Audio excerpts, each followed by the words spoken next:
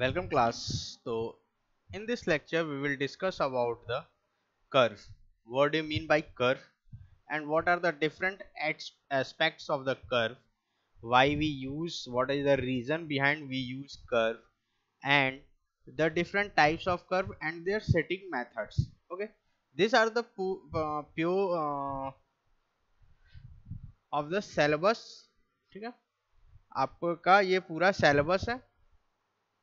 ठीक है, तो this is the second unit of surveying and geometrics. ठीक है, कर्व क्या है आपका सेकंड यूनिट है जिसमें आपका curve, types of curve, classification of curve, simple curve, horizontal, vertical, transition, in different different curves के बारे में हम लोग को पढ़ना है. और हम लोग को क्या पढ़ना है, सेटिंग आउट, कैसे इसका लेआउट होता है कर्व का, ये हमको देखना है बेसिकली. ठीक है, तो सबसे पहले आपका जो है कि हम लोग को ये पता करना है कि कर्व क्या होता है, स्ट्रेट लाइन क्या होती है. ठीक है, what do you mean by curve and straight line. किसी भी लाइन को हम लोग कब बोलेंगे कि वो स्ट्रेट है, कब बोलेंगे कि वो कर्व है.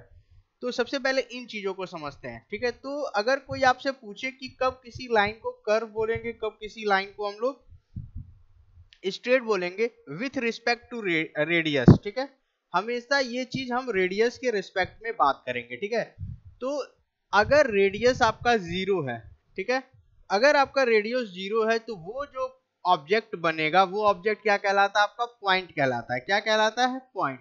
ठीक है, अगर radius zero, if the radius of anything is zero, the object form या फिर the geometrical figure form is known as point. ठीक है, जिस भी फिगर का रेडियस जीरो होगा उसको हम पॉइंट बोलेंगे. The next is if the radius is infinite. अगर रेडियस आपका इनफाइनाइट हो जाता है, ठीक है, तो वो जो ऑब्जेक्ट बनेगा या उस केस में जो आपको ज्योमेट्रिक फिगर मिलेगा या ज्योमेट्रिक कॉन्सेप्ट मिलेगा वो कहलाएगा हमारा लाइन. ठीक है, वो क्या कहलाएगा, लाइन. अब आपने देख लिया, दो कंडीशन देख ली. एक, अगर रेडियस जीरो है तो हमको पॉइंट मिलेगा, अगर रेडियस इनफाइनाइट है तो हमको लाइन मिलेगा, स्ट्रेट लाइन. लेकिन अगर जीरो से greater than zero, if R is radius is greater than zero but less than infinite, less than infinity, मतलब इन दोनों के बीच में अगर कोई भी वैल्यू आर की रहती है तो उस केस में जो भी हमको चीज मिलेगी या जो चीज हम लोग ड्रॉ करेंगे उसको हम लोग कर्व बोलेंगे. उसको क्या बोलेंगे, कर्व बोलेंगे. क्लियर, पॉइंट, लाइन और कर्व, ये तीन चीज हमारी क्लियर हो गई. ठीक है, नेक्स्ट आपका, अब हम लोग ये देखते हैं कि हमारे लेक्चर में या हमारे पूरे सिलेबस में क्या क्या चीजें हैं. तो सबसे पहले हमारे सिलेबस में फर्स्ट है इंट्रोडक्शन, इंट्रोडक्शन टू कर्व. ठीक है, कर्व क्या होता है, क्यों हम कर्व को बनाते हैं, what is the reason for the curve. ठीक है, next theory and setting out methods of simple circular curve. ठीक है, थ्योरी, और थ्योरी क्या है सिंपल सर्कुलर कर्व की, और क्या क्या एलिमेंट्स है, कंपोनेंट्स है, उसके बारे में पढ़ेंगे. और कैसे हम लोग सिंपल सर्कुलर कर्व को बनाते हैं ये चीज भी हम लोग देखेंगे. नेक्स्ट है आपका element of compound and reverse curve, reverse curve और कंपाउंड कर्व के एलिमेंट्स क्या क्या है. नेक्स्ट उसके बाद हम लोग देखेंगे ट्रांजिशन कर्व क्या होता है. ठीक है, different types of transition curve क्या होता है. नेक्स्ट आपका हो जाएगा टाइप्स ऑफ ट्रांजिशन कर्व. फिर कंबाइंड कर्व्स के बारे में पढ़ेंगे. और लास्ट जो हमारा होगा कि what is the different types of vertical curve और वर्टिकल कर्व क्या होता है. ठीक है, तो ये आपका पूरा सेकंड यूनिट है जिसके बारे में हमको पढ़ना है. क्लियर, ठीक है, स्टार्ट करते हैं. कर्व आप लोगों ने जान लिया कि कर्व क्या होता है. अब क्या रीजन होता है क्यों हम लोग कर्व बनाते हैं, उसके रीजंस को देखते हैं कि what are the different reasons behind the construction of the curve. Curve के कंस्ट्रक्शन के पीछे क्या रीजन होता है ये देखते हैं. तो the first point is physical state of हिली लैंड एंड स्वैम्पी. ठीक है, पहला क्या है कि फिजिकल स्टेट ऑफ हिली लैंड एंड स्वैम्पी लैंड. ठीक है, हिली एरिया की वजह से हमको क्या है कि आपको कर्व बनाने की जरूरत पड़ती है. फर्स्ट हो गया. नेक्स्ट, कनेक्टिंग द एग्जिट और entrance as the exit road. ठीक है, किसी भी रोड के एग्जिट और एंट्रेंस को कनेक्ट करने के लिए भी हमको क्या होता है, कर्व की जरूरत पड़ती है, ठीक है, कर्व की जरूरत पड़ती है। Next, avoiding the position of details remains such as building mosque cemeteries, ठीक है। नेक्स्ट क्या है, position of the details remain such as building mosque cemetery. अब एंशियंट टाइम में अगर कोई बिल्डिंग या मॉस्क्यू या टेम्पल या अदर ऐसी इंफ्रास्ट्रक्चर बना हुआ है जहां से हमको अपना रोड कंस्ट्रक्ट करना है, तो उस केस में भी हम लोग क्या करते हैं कि रोड को या अलाइनमेंट को टर्न करते हैं। तो वो जो टर्निंग होता है वो टर्निंग क्या कहलाता है, हमारा कर्व कहलाता है। और लास्ट है safety of road users in order to travel more comfortable and secure, ठीक है। लास्ट आपका क्या है, safety of road user in order to travel more comfort and secure. इसके पीछे रीजन क्या है कि देखो होता क्या है कि आपके रोड पे हम लोग अगर देखें तो रोड पे हम लोग अगर स्ट्रेट रोड बनाए किसी भी पॉइंट से, तो वो ज्यादा इजी होगा एज कंपेयर टू कर्व, क्योंकि लेंथ हमारी बढ़ जाती है। पीछे रीजन क्या है कि अगर एक सिमिलर ट्रैक पे हम लोग कॉन्टिन्यूअस चलते रहते हैं, एक सिमिलर ट्रैक पे कॉन्टिन्यूअस हम लोग वर्क करते रहते हैं, तो क्या होता है कि हम लोग में लेजीनेस आ जाती है। क्या आ जाती है, लेजीनेस आ जाती है। मतलब एक ड्यूरेशन के बाद हमको ये लगता है कि चलो सेम चीज है, ऐसे चलती रहेगी, हमारे अंदर एक स्लीपीनेस और लेजीनेस की फीलिंग आने लगती है। उस फीलिंग को कम करने के लिए, उस फीलिंग को थोड़ा सा रिमूव करने के लिए हम लोग क्या करते हैं कि कर्व प्रोवाइड करते हैं, जिससे कि आप सिक्योर रह सकें, ठीक है, आपको ड्राइविंग करते समय नींद ना आए। ये एक थोड़ा सा एक पर्टिकुलर रीजन मान सकते हो जो हम लोग कर्व प्रोवाइड करते हैं। कर्व प्रोवाइड करने के और भी रीजन है, फॉर ड्रेनेज पर्पस देते हैं, फॉर अदर सेफ्टी वर्क भी देते हैं, लेकिन जो आप बेसिक अगर थोड़ा वो बेसिक देखोगे तो उस केस में यही चीज है, ठीक है। ये आपका लास्ट और लीस्ट इंपॉर्टेंट है, ऐसा नहीं है कि सिर्फ हम इसी वजह से कर्व प्रोवाइड करते हैं, ठीक है। लेकिन safety of road users in order to travel more comfortable and secure के पीछे रीजन थोड़ा बहुत ये है कि आपको लेजीनेस या स्लीपीनेस ना आए ड्यूरिंग ड्राइविंग। इसकी वजह से क्या हम लोग करते हैं कि थोड़ी सी टर्निंग या कर्व प्रोवाइड करते हैं, ठीक है। नेक्स्ट अब आते हैं component of highway design. Highway design में कंपोनेंट्स क्या होते हैं, एक वर्टिकल अलाइनमेंट होता है, एक हॉरिजॉन्टल अलाइनमेंट होता है। तो आप फिगर में देख रहे होंगे क्लियरली कि वर्टिकल अलाइनमेंट क्या होगा, हॉरिजॉन्टल अलाइनमेंट क्या होगा, क्लियर। ये आप लोग जब हाईवे इंजीनियरिंग ट्रांसपोर्टेशन इंजीनियरिंग पढ़ोगे आपके थर्ड ईयर में, तो वहां पे पूरे हाईवे डिजाइन के कंपोनेंट्स दिए गए हैं, क्या क्या होता है, ठीक है। साइड डिस्टेंस होती है, फिर डिफरेंट टाइप ऑफ ट्रैफिक्स होते हैं, इंटरमीडिएट साइड डिस्टेंस होता है, स्टॉपिंग साइड डिस्टेंस होता है, ओवरटेकिंग साइड डिस्टेंस होता है। तो उन सब के बारे में हम लोग थर्ड ईयर में पढ़ेंगे। लेकिन अभी जो है कि आप बस प्लान देख लीजिए कि हॉरिजॉन्टल अलाइनमेंट कैसे देखता है और वर्टिकल अलाइनमेंट हमको कैसे, अगर कोई पूछता है कि कैसा दिखेगा, तो वो हम इन चीजों से क्लियर कर लेंगे, ठीक है। अब नेक्स्ट आ जाते हैं हम लोग अपने सिलेबस पे कि what are the different types of curve. हम लोगों ने कर्व पढ़ लिया, कर्व की डेफिनेशन देख ली। अब हम लोग का नेक्स्ट जो टॉपिक है वो है टाइप्स ऑफ कर्व। तो कर्व बेसिकली आपका दो टाइप्स में डिवाइड होता है, पहला हॉरिजॉन्टल, दूसरा वर्टिकल, ठीक है। जो कर्व होता है वो दो पार्ट्स में डिवाइड होता है, हॉरिजॉन्टल और वर्टिकल। फिर हॉरिजॉन्टल कर्व को फिर दो पार्ट्स में डिवाइड किया गया, एक सर्कुलर कर्व और एक ट्रांजिशन कर्व, ठीक है। Horizontal curve is further divided into two parts, one is circular curve and other is transition curve, ठीक है। सर्कुलर कर्व को फिर हम तीन पार्ट्स में डिवाइड करते हैं, एक होता है सिंपल सर्कुलर, एक होता है कंपाउंड कर्व और एक होता है रिवर्स कर्व, ठीक है। तो सर्कुलर कर्व के मेन तीन सब डिविजन्स हैं, एक है सिंपल कर्व, दूसरा है कंपाउंड कर्व, तीसरा है रिवर्स कर्व, ठीक है। नेक्स्ट ट्रांजिशन कर्व के भी तीन सब डिविजन्स हैं, वो है क्यूबिक पैराबोला कर्व, स्पाइरल और लेमिनिस्केट, ठीक है। तो ये आपके डिवीजन हो गए आपके हॉरिजॉन्टल कर्व के, ठीक है। नेक्स्ट आता है वर्टिकल कर्व। तो वर्टिकल कर्व का दो डिवीजन है, एक समिट कर्व है और एक वैली कर्व है, ये दो कर्व्स हैं। अब बेसिकली इन्हीं कर्व के बारे में हमको वन बाय वन चीजें पढ़नी है, ठीक है। तो सबसे पहले आ जाते हैं कर्व की डिफिनीशन क्या होती है, ठीक है।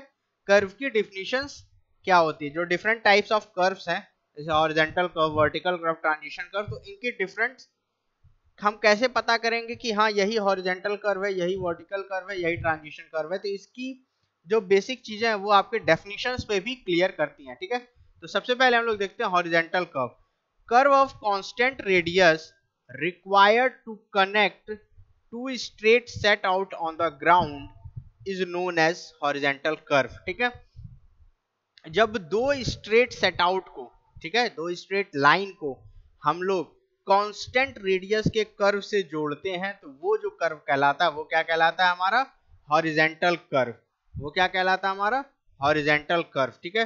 नेक्स्ट आते हैं vertical curve. The curve are design and build to connect the straight line with circular curve, ठीक। उस कर्व को हम लोग क्या बोलते हैं? वर्टिकल कर्व बोलते हैं। अब देखो हॉरिजॉन्टल कर्व क्या था? दो स्ट्रेट लाइन को जो हम लोग कांस्टेंट रेडियस से जोड़ते थे वो कहलाता है हॉरिजॉन्टल कर्व। लेकिन वर्टिकल कर्व क्या होता है कि दो ग्रेड्स को, दो आप बोल सकते हो स्लोपी चीज को, या दो सर्कुलर कर्व को जो कर्व जोड़ती है वो कर्व क्या कहलाती है? हमारी वर्टिकल कर्व कहलाती है। वर्टिकल कर्व हमेशा स्लोपी रीजन्स या ग्रेड के फॉर्म में होगा। ग्रेड इन द सेंस आप बोल सकते हो स्लोप। स्लोप के फॉर्म में जो कर्व्स होंगे वो कर्व्स कहलाएंगे आपके वर्टिकल कर्व्स, ठीक है। नेक्स्ट आता है आपका ट्रांजिशन कर्व, ठीक है। तो the curve are designed and made to join two different straight slope, ठीक है। किसी दो स्ट्रेट स्लोप को ज्वाइन करने में जो हम लोग कर्व यूज करते हैं या डिजाइन करते हैं वो कर्व क्या कहलाता है? Transition curve. तो डेफिनेशन क्लियर हो गई आपकी। हॉरिजॉन्टल कर्व, दो स्ट्रेट लाइंस को ग्राउंड पे ज्वाइन करने को हम लोग बोलेंगे हॉरिजॉन्टल कर्व। किसी दो straight line with circular curve, मतलब कोई दो स्ट्रेट लाइन हो और लाइन के साथ साथ हमारे क्या हो? सर्कुलर कर्व भी हो। उन तरह के लाइंस को या कर्व्स को जोड़ने के लिए जो हम कर्व यूज करेंगे वो क्या होगा? वर्टिकल कर्व होगा। और किसी दो स्ट्रेट स्लोप को, ठीक है, दो स्ट्रेट स्लोप को जोड़ने के लिए या फिर कनेक्ट करने के लिए जो हमारी कर्व यूज होती है वो कहलाती है ट्रांजिशन कर्व, ठीक है। अब क्या पर्पस है? पर्पस क्या है पीछे हमारे हॉरिजॉन्टल कर्व, वर्टिकल कर्व और ट्रांजिशन कर्व के बनाने के पीछे हमारा पर्पस क्या? व्हाट आर द पर्पस, ठीक है। तो सबसे पहला horizontal curve for the convenience of road user, ठीक है। किसी भी जो ड्राइवर्स हैं या हमारे रोड यूजर्स हैं उनकी कन्वीनियंस को कंप्लीट करने के लिए हम लोग हॉरिजॉन्टल कर्व्स का यूज करते हैं to connect the straight line with a horizontal curve, ठीक है। हम लोग क्या करते हैं? स्ट्रेट लाइन को हॉरिजॉन्टल कर्व की हेल्प से जोड़ते हैं और ये बेसिकली होता है, मेन पर्पस होता है इसको रोड यूजर्स को सेफ्टी एंड प्रोवाइड करना। क्लियर। नेक्स्ट वर्टिकल कर्व कब हम यूज करते हैं? To avoid the situation where a sudden change in vehicle entering the curve from a straight round, ठीक है। अब हो क्या रहा है कि किसी एक स्ट्रेट पर्टिकुलर पाथ पे हम लोग चल रहे हैं और अचानक से एक सडन क्या हो कि हमको कर्व में फॉलो करना है, ठीक है। हम लोग को क्या करना है? कर्व में एंटर करना है। तो उस कर्व में एंट्री से पहले हम लोग एक कर्व बनाते हैं, उस कर्व को क्या बोलेंगे? वर्टिकल कर्व बोलेंगे, ठीक है। तो सडन चेंज इन व्हीकल के स्पीड में सडन चेंज को कंट्रोल करने के लिए जो हम लोग कर्व देते हैं वो होता है आपका वर्टिकल कर्व। क्लियर। नेक्स्ट आता है आपका transition to avoid the situation where a sudden change in vehicle when it start down the road after climbing a hill और अदरवाइज, ठीक है। अब उस सिचुएशन को कंट्रोल करने के लिए या अवॉइड करने के लिए जब एक सडन व्हीकल में सडन चेंज हो, जब हम आप क्या बोलते हैं कि डाउन द स्लोप आ रहे हो, ठीक है, डाउन द स्लोप आ रहे हैं और उस चेंज में हमको क्या करना है? स्ट्रेट पाथ पे जाना है। तो वहां पे भी हम लोग क्या करते हैं? एक कर्व प्रोवाइड करते हैं। उस कर्व को भी हम लोग क्या बोलेंगे? ट्रांजिशन कर्व कहेंगे, ठीक है। तो मेन पर्पस समझ में आ गया। पहला, कन्वीनियंस प्रोवाइड करना रोड यूजर्स के ऑन हॉरिजॉन्टल सरफेस। किसी भी स्ट्रेट पाथ को कर्व पाथ में फॉलो करवाने के पीछे पहले जो हम लोग कर्व यूज करते हैं वो कर्व वर्टिकल कर्व। अगर हम किसी स्लोपी रीजन से आ रहे हैं और स्लोपी रीजन से हम लोग को स्ट्रेट पाथ में मैच करना है तो वहां पे जो हम लोग कर्व यूज करेंगे वो क्या हो जाएगा? ट्रांजिशन कर्व हो जाएगा। क्लियर। तो ये हमारा पर्पस समझ में आ गया। Next types of circular curve, जो सर्कुलर कर्व है वो कितने टाइप्स के हैं। तो सबसे पहला सिंपल सर्कुलर कर्व, ठीक है। सिंपल सर्कुलर कर्व में जो रेडियस होगी वो क्या होगी, कॉमन रेडियस होगी, सिंपल रेडियस होगी, जैसा आपको फिगर में दिख रहा होगा। नेक्स्ट आता है आपका कंपाउंड कर्व, ठीक है। तो कंपाउंड कर्व वो कर्व होगा जब दो कर्व्स आपस में मैच करेंगे with different radius. Different radius के दो कर्व्स अगर आपस में मैच करते हैं तो वो कर्व आपका कहलाएगा कंपाउंड कर्व, ठीक है। नेक्स्ट आएगा रिवर्स कर्व। रिवर्स कर्व जैसे नेम से ही क्लियर है कि रिवर्स इन नेचर होता है, मतलब अपोजिट डायरेक्शन होता है, ठीक है। तो दो कर्व जब आपके सिमिलर कर्व आपके अपोजिट इन नेचर में मैच करते हैं तो वो आपका क्या हो जाएगा, रिवर्स कर्व हो जाएगा, ठीक है। नेक्स्ट आपका पार्ट है डेफिनेशन एंड नोटेशन, ठीक है, ऑफ सिंपल सर्कुलर कर्व, ठीक है। सिंपल सर्कुलर कर्व में क्या क्या एलिमेंट्स होते हैं, क्या क्या नोटेशंस होते हैं, उनके पीछे क्या क्या डेफिनेशंस है, क्या क्या एलिमेंट्स है, बेसिकली क्या होगा elements of simple circular curve के बारे में हम लोग बात करेंगे, ठीक है। तो फिगर में देखिए ये आपके डिफरेंट क्या है, एलिमेंट्स है सिंपल सर्कुलर कर्व के, ठीक है। तो सबसे पहला एलिमेंट बैक टेंजेंट, ठीक है। बैक टेंजेंट वो टेंजेंट है जो आपके पॉइंट ऑफ कर्व के प्रीवियस पोर्शन में होता है, ठीक है। पॉइंट ऑफ कर्व मतलब जहां से कर्व स्टार्ट हो रहा है उसके पहले या प्रीवियस डायरेक्शन में या बैकवर्ड डायरेक्शन में जो टेंजेंट हम लोग लेंगे वो टेंजेंट क्या कहलाएगा, बैक टेंजेंट, ठीक है। नेक्स्ट है आपका point of curve. Point of curve वो पॉइंट होता है जहां से कर्व स्टार्ट होती है, ठीक है। नेक्स्ट टेंजेंट लेंथ, ठीक है।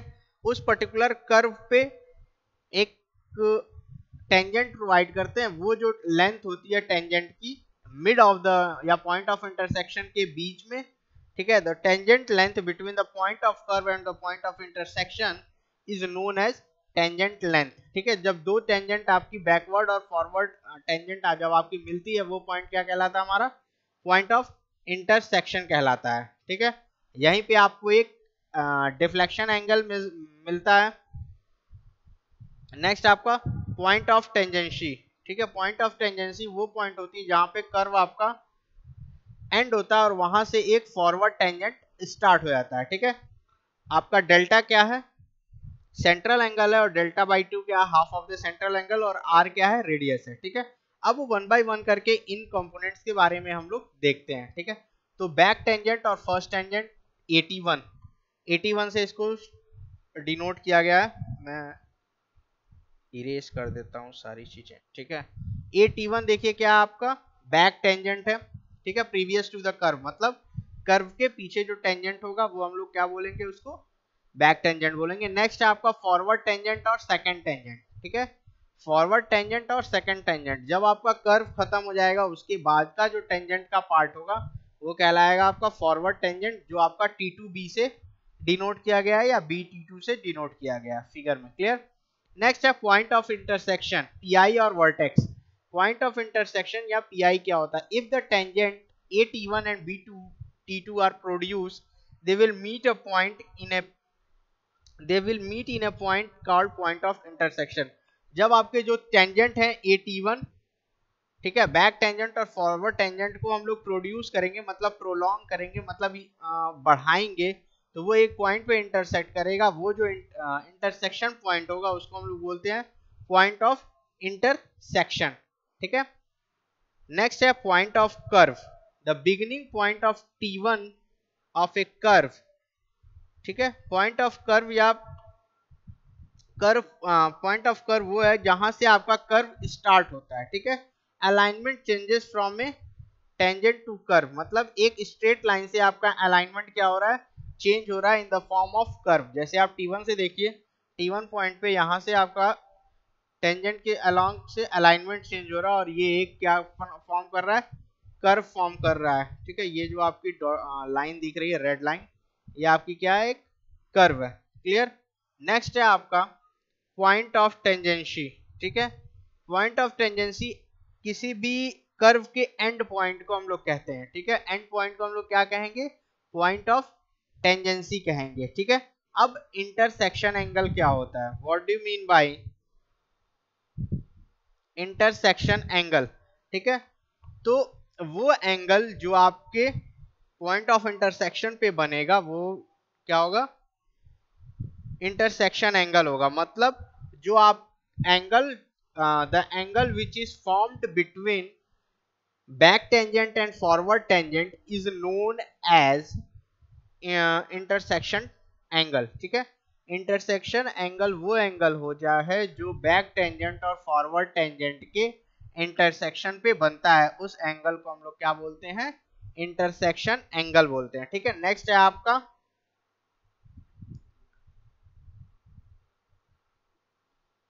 The angle between tangent AV and tangent VB is known as intersection angle, मतलब वो एंगल जो आपके बैकवर्ड टेंजेंट और फॉरवर्ड टेंजेंट के बीच में बन रहा है उसको हम लोग क्या बोलेंगे, इंटरसेक्शन एंगल बोलेंगे। ठीक है, नेक्स्ट है आपका deflection angle. The angle at PI between tangent AV and VB is called as deflection angle. ठीक है, अब वो एंगल जो आपका पॉइंट ऑफ इंटरसेक्शन पे बन रहा है exterior to the point of intersection, point of intersection के एक्सटीरियर पे जो एंगल बन रहा है वो आपका क्या कहलाएगा, पॉइंट ऑफ या डिफ्लेक्शन एंगल कहलाएगा। ठीक है, नेक्स्ट है आपका टेंजेंट डिस्टेंस।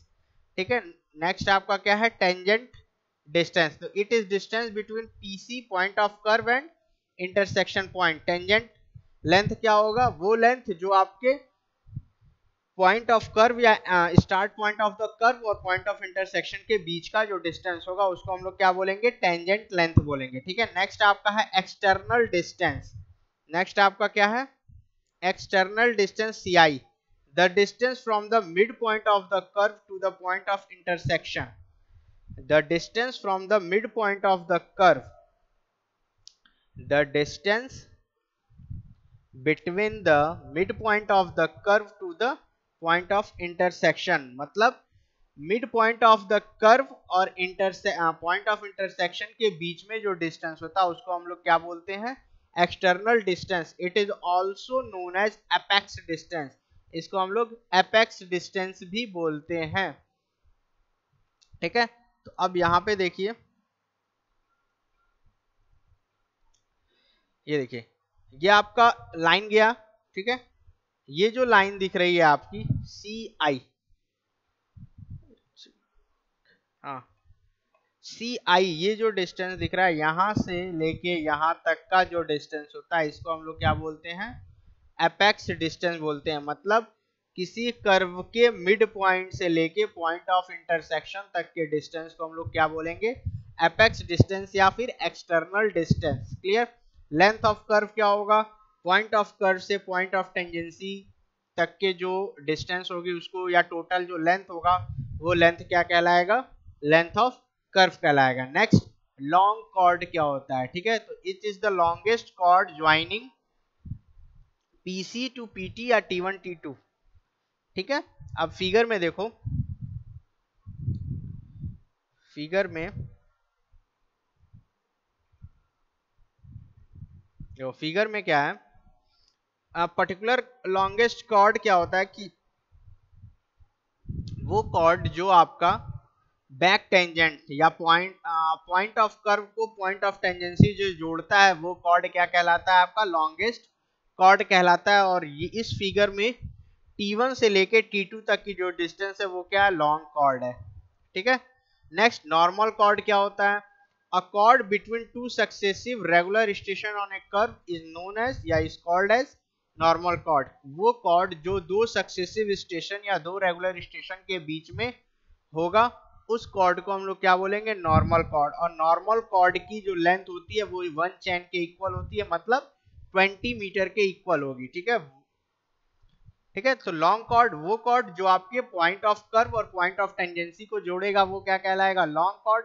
नॉर्मल कॉर्ड वो कॉर्ड होता है जो किसी भी दो स्टेशन के रेगुलर स्टेशन के बीच में जो कॉर्ड बनेगा वो कॉर्ड क्या कहलाएगा, नॉर्मल कॉर्ड कहलाएगा। नॉर्मल कॉर्ड की जो लेंथ होती है वो 20 मीटर होती है, वो इक्वल टू 1 चेन। ठीक है, नेक्स्ट सब कॉर्ड क्या होता है, वो कॉर्ड जो आपके 20 मीटर से छोटी होगी उसको हम लोग क्या बोलेंगे, सब कॉर्ड बोलेंगे। ठीक है, वो आपका क्या कहलाएगा, सब कॉर्ड कहलाएगा।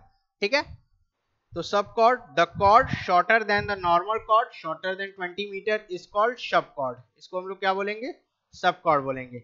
Verse sine, versed sine. ठीक है, तो वर्स्ट साइन क्या होता है, ये देखो, the distance between mid point of the long chord and the apex point C is called versed sine, it is also called mid ordinate. ठीक है, मतलब मिड सॉरी टेंजेंट जो आपका लॉन्गेस्ट कॉर्ड है उसके मिड पॉइंट से लेके, ठीक है, उसके मिड पॉइंट से लेके कर्व के मिड पॉइंट के बीच का जो डिस्टेंस होगा इसको हम लोग क्या बोलते हैं, वर्स्ट साइन बोलते हैं। क्या बोलते हैं, वर्स्ट साइन। इसको हम लोग एक और नाम से जानते हैं उस, और वो नाम क्या है, मिड ऑर्डिनेट। ठीक है, वो नाम क्या है, मिड ऑर्डिनेट। मतलब सी से डी की जो डिस्टेंस होगी ये क्या होगी, आपकी मिड ऑर्डिनेट होगी या फिर आपकी वर्स्ट साइन होगा। ठीक है, तो वर्स्ट साइन क्या होगा, the distance between mid point of the long chord, मतलब लॉन्ग कॉर्ड के मिड पॉइंट से लेके कर्व के मिड पॉइंट तक या एपेक्स पॉइंट तक, उसको हम लोग क्या बोलेंगे, वर्स्ट साइन बोलेंगे। और it is also known as mid ordinate, इसको हम लोग मिड ऑर्डिनेट भी बोलते हैं। ठीक है, नेक्स्ट आपका क्या है, right hand curve. Right hand curve क्या होता है, if the curve deflects to the right of the direction of the progress of the survey is known as right hand curve. अगर जो कर्व है वो आपका राइट डायरेक्शन में, जिस सपोज हम लोग सर्वे कर रहे हैं, सर्वे की राइट डायरेक्शन में अगर कर्व डिफ्लेक्ट करता है तो वो कर्व क्या कहलाता है, राइट हैंड कर्व। और अगर लेफ्ट में वही कर्व आपका डिफ्लेक्ट करता है तो वो क्या कहलाता है, लेफ्ट हैंड कर्व। क्लियर, तो ये आपके इंपॉर्टेंट कंपोनेंट्स या नोटेशन थे आपके सिंपल सर्कुलर कर्व के। पहला क्या था, बैक टेंजेंट। तो बैक टेंजेंट क्या होता है, पॉइंट ऑफ टेंजेंसी पे जो कर्व हो, पॉइंट ऑफ कर्व जो जहां से पॉइंट कर्व स्टार्ट होगा उसके पीछे जो टेंजेंट हम लोग देखेंगे या बनाएंगे वो टेंजेंट क्या होगा, back tangent.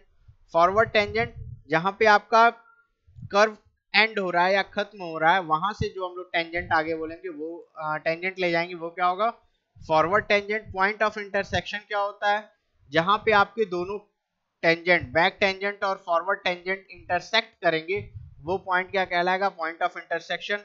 Point of curve का क्या होता है, जहां से आपकी कर्व स्टार्ट होती है या फिर जहां पे आपके अलाइनमेंट चेंज होते हैं, मतलब एक टेंजेंट से आपका अलाइनमेंट चेंज हो रहा है कर्व में, तो वो पॉइंट क्या कहलाएगा, point of curve.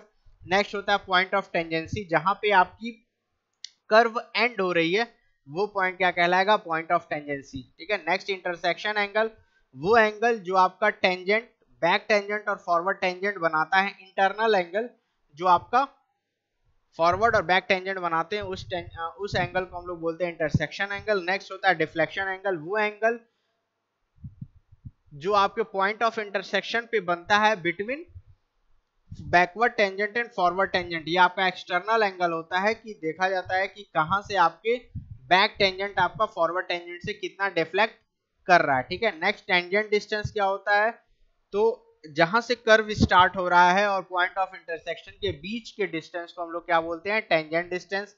External distance या एपेक्स डिस्टेंस क्या होता है, mid point of the curve से लेके पॉइंट ऑफ इंटरसेक्शन के बीच की जो डिस्टेंस होती है उसको क्या बोलते हैं, एक्सटर्नल डिस्टेंस। जो नेक्स्ट आपका है लेंथ ऑफ कर्व, तो लेंथ ऑफ कर्व क्या होगा, जो टोटल लेंथ होगा आपकी कर्व का पॉइंट ऑफ कर्व से लेके पॉइंट ऑफ टेंजेंसी तक, उसको हम लोग बोलेंगे लेंथ ऑफ कर्व। नेक्स्ट आपका लॉन्ग कॉर्ड क्या होता है, तो वो कॉर्ड जो पॉइंट ऑफ कर्व को पॉइंट ऑफ टेंजेंसी से कनेक्ट करता है, वो कॉर्ड क्या कहलाता है, लॉन्ग कॉर्ड कहलाता है। नेक्स्ट आपका नॉर्मल कॉर्ड क्या होता है, तो वो कॉर्ड किसी भी दो रेगुलर स्टेशन के बीच में जो कॉर्ड बनेगा वो कॉर्ड क्या होगा, नॉर्मल कॉर्ड। जनरली जो लेंथ ऑफ नॉर्मल कॉर्ड होता है वो कितना होता है, 20 मीटर या 1 चेन लेंथ के बराबर होगा। जो भी चेन हम यूज करेंगे उसके अकॉर्डिंग हम लोग नॉर्मल कॉर्ड लेंगे। ठीक है, सब कॉर्ड क्या होता है, the chord shorter than the normal chord. Normal chord से जितनी भी छोटी कॉर्ड बनेगी वो क्या कहलाएगी, आपकी सब कॉर्ड कहलाएगी। ठीक है, नेक्स्ट है वर्स्ड साइन। तो लॉन्ग कॉर्ड के मिड पॉइंट से लेके पॉइंट एपेक्स पॉइंट तक की जो डिस्टेंस होती है उसको हम लोग वर्स्ट साइन बोलते हैं या फिर मिड ऑर्डिनेट बोलते हैं। लॉन्ग कॉर्ड के मिड पॉइंट से लेके एपेक्स तक की जितनी डिस्टेंस होती है उसको हम लोग मिड ऑर्डिनेट या फिर वर्स्ट साइन बोलते हैं। ठीक है, नेक्स्ट है आपका राइट हैंड कर्व। जब हम सर्वेइंग कर रहे हो तो सर्वेइंग की डायरेक्शन में अगर कर्व आपका राइट साइड में शिफ्ट कर रहा है या डिफ्लेक्ट कर रहा है तो वो राइट हैंड कर्व होगा, अगर वो कर्व लेफ्ट साइड में डिफ्लेक्ट कर रहा है तो वो लेफ्ट हैंड कर्व होगा। ठीक है, तो ये हो गया आपका different elements of simple circular curve. ठीक है, नेक्स्ट अब लेक्चर में हम लोग डेजिग्नेशन ऑफ कर्व पढ़ेंगे। ठीक है, तो इस लेक्चर के लिए इतना ही। ओके, नेक्स्ट लेक्चर में हम लोग डेजिग्नेशन ऑफ कर्व पढ़ेंगे।